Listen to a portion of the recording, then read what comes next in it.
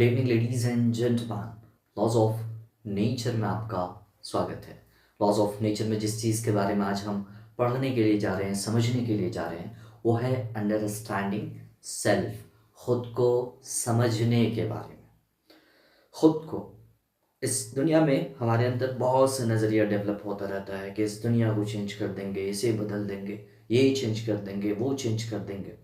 सबसे पहली बेहतरी और बेहतरी की बात हर कोई जो करता है, जो बड़े स्कॉलर्स हैं, हर एक शख्स हैं, जो सबसे पहले बेहतरी की बात करते हैं, वो ख़ुद को बेहतर करने के बारे में, ख़ुद को पहचानने के बारे में।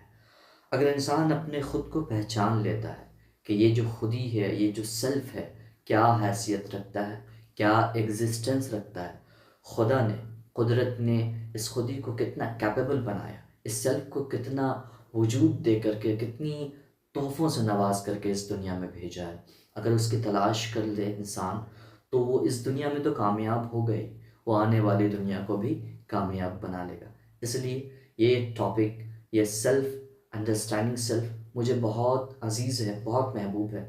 आशा है कि मैं इसकी झलक आपको पहुंचा सकूं, दिखा सकूं।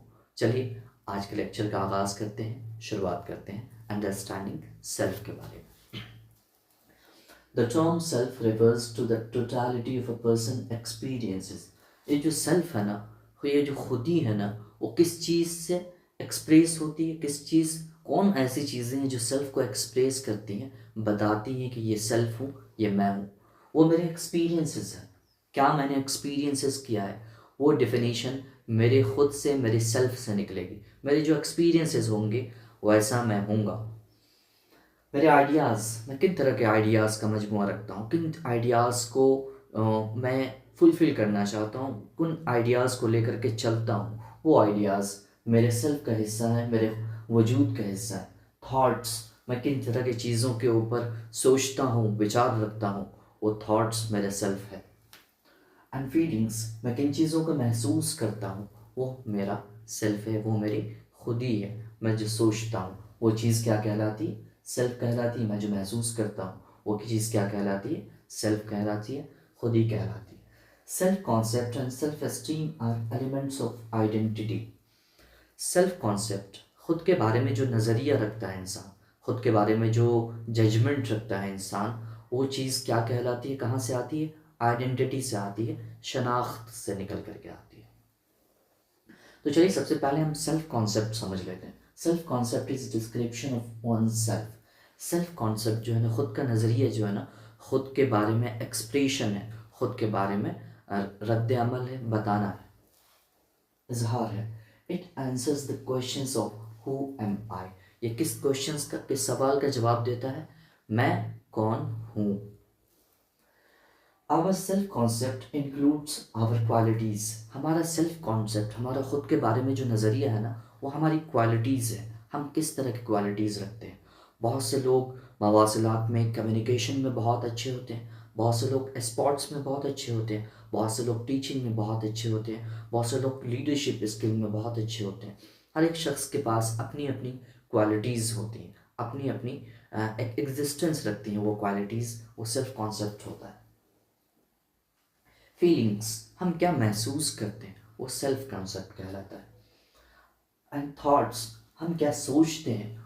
And what we are capable of, हम क्या सोचते हैं और हम क्या करने का क्या करने के लिए कैपेबल है, हम किन चीज़ों को करने के काबिल हैं, ये सारी चीज़ क्या कहलाती है, सेल्फ कॉन्सेप्ट कहलाती है। सेल्फ कॉन्सेप्ट मतलब चीज़ों को करने का, सोचने का, आइडियाज़ का, थिंकिंग का, कैपेबिलिटीज़ का, सारी चीज़ों का मजमुआ जो हम तैयार करते हैं अपने लिए, वो सेल्फ कॉन्सेप्ट कहलाता है, ख़ुद के बारे में एक नज़रिया कहलाता है। सेल्फ एस्टीम को समझ लेते हैं। Self esteem refers to our judgement of ourselves according to the standards we have set ourselves, which are largely influenced by the society। ये जो सेल्फ एस्टीम है ना, वो ख़ुद के बारे में जजमेंट है कि मैं किन चीज़ों को करने के लिए कैपेबल हूँ। ये जजमेंट मेन तौर पर ज़्यादातर इस सोसाइटीज़ के ज़रिए आपके ऊपर ढाला जाता है कि आप किन चीज़ों को करने के लिए कैपेबल हैं और किन चीज़ों को करने के लिए कैपेबल नहीं है। हालांकि इंसान बहुत सी चीज़ों को करने के लिए कैपेबल है, वो अपनी ताकत को, अपनी क़ुव्वत को, कुदरत के दिए हुए तोहफ़े को समझ ले, पहचान ले। तो आइडेंटिटी क्या है? Identity is an evolving process which can change over the years. आपको अपने सेल्फ को बदलने के लिए ना, जो इवॉल्विंग प्रोसेस है, कि आइडेंटिटी जो है बदलती हुई प्रोसेस है, चेंज होती हुई चीज़ जो है वो क्या कहलाती है? आइडेंटिटी कहलाती है। आप अपना तजिया बैठ करके करेंगे, देखेंगे, आप अपने आप को 5 साल पहले, 10 साल पहले एक तजियाती नज़र से देखें कि आप चीज़ों के बारे में क्या नज़रिया रखते थे, आप चीज़ों को किस हिसाब से रिस्पॉन्ड करते थे, अपने वक्त को मेनली कहाँ लगाते थे। उन चीज़ों का नज़रिया कोशिश कीजिए कि उसे पहचान सकें। बहुत से लोग हालांकि जिन्होंने अपने अंदर तब्दीली की होगी, उन्होंने अपनी आइडेंटिटी को बदला होगा, चेंज किया होगा, अपने वक्त को ऐसी चीज़ों में लगाते रहे हों 10 साल पहले, जो चीज़ें आपको कोई चीज़ नहीं देती हो, कोई उसके बदले कोई इंटरचेंज नहीं होता। मेनली समझ लो ना कि ये जो लाइफ जो दी गई है ना, एनर्जी का इंटरचेंज है, बदलाव है। अगर आप अपने वक्त को किताबों में लगा करके अपनी पर्सनालिटी को इवॉल्व करते हो, एक एनर्जी को एक्सचेंज करते हो, बदलते हो, तो आप इस एनर्जी से सोसाइटी को बहुत कुछ दे सकते हो। अपने वक्त को इबादत में लगाते हो तो आप अपनी शनाख्त कर पाते हो, कुदरत के दिए हुए तोहफे को समझ पाते हो कि कुदरत ने आपको किन तोहफ़ों से नवाजा है। कुदरत ने आपको सेहत दिया है, कुदरत ने आपको जिस्म दिया है, कुदरत ने आपको जहन दिया है, कुदरत ने सबसे बढ़ कर के आपको वक्त दिया है, क़ुव्वत दिया है, कि इन चीज़ों का अगर आप मजमुआ कर लें, बेहतर कर लें, मिला करके बेहतर इस्तेमाल कर लें, तो आप अपनी ज़िंदगी में बरतरी तलाश कर पाएंगे, बेहतर कुछ टटोल पाएंगे, अपने लिए सही चीज़ों को अपने साथ जोड़ सकेंगे, अपने पर्सनालिटी को इवॉल्व कर सकेंगे।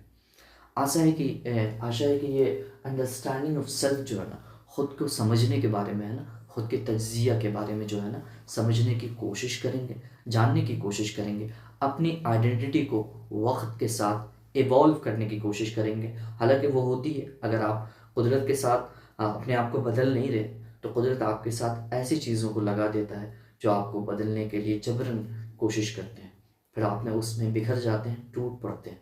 इसलिए आशा करता हूँ कि आप अपनी चीज़ों को, अपने एग्जिस्टेंस को, अपने वजूद को पहचान सकेंगे, अपने सेल्फ को टटोल सकें, अपने आप को शनाख्त कर सकें, इस लेक्चर का फ़ायदा उठा सकें। यही बेहतर होगा, आपकी ज़िंदगी चार चाँद लग सके। आज के लिए इतना ही। Thank you very much.